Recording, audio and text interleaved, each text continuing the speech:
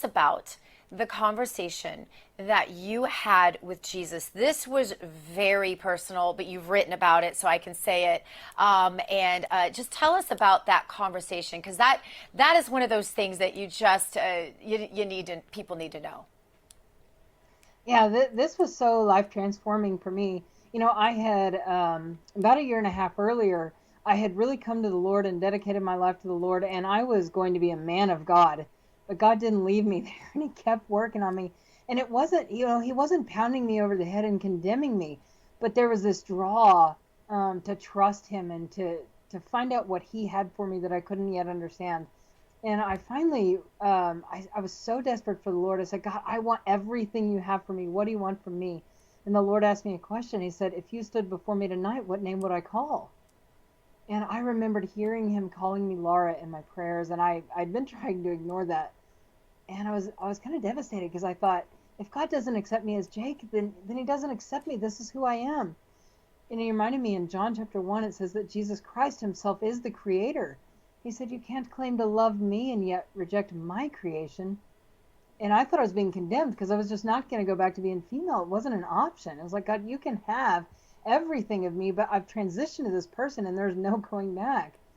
But in the most loving voice I've ever heard in all my life, He whispered to me and He said, let me tell you who you are. And, I didn't in that moment. It's funny, in the years since, people have often asked me, what did God say about who you are? And He didn't answer in that moment.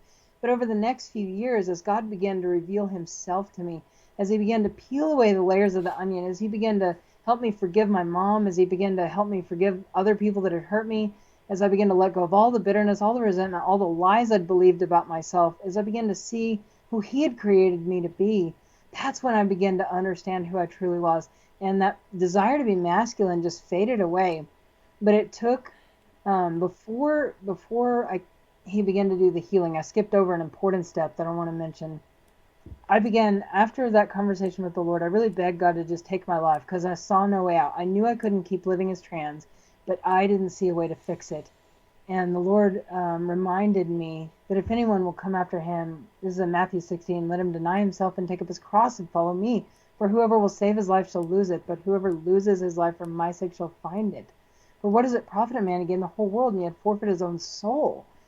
And so the Lord asked me to walk away from everything. And He asked me, He said, do you trust me? And He asked me to just walk away from it all, leave it all behind, come and follow me just like the disciples.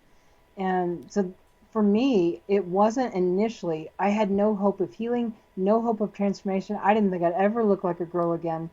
But the Lord knew the healing He had in store for me. And as I walked away in obedience, God began to bring all that healing I was describing. And today, not only have I embraced being a woman, I love being a woman. I actually study a lot on God's design of male and female. I love to teach on it. I travel and speak and share my story and what God's taught me. And now He's brought an incredible man into my life. I got married 5 months ago to a Oh, man. you did? I didn't even I know that. did. Yep. Congratulations. Thank you. Yeah. I got married to Perry Smalts. So my maiden name, Perry, is his first name. So that's been fun. How And about that? he's just Maybe an just a little amazing. another little sign from God that you Yeah. were on the right track. A lot of those, Yeah. and there's an incredible book about your journey, transgender to transformed. Just an amazing story. I encourage everybody to read this because we're going to be encountering this confusion in our society. I believe, frankly, for years to come, because they have discovered, just like the vaccine and so many other things, they have discovered there's a lot of money to be made off of the backs of our children.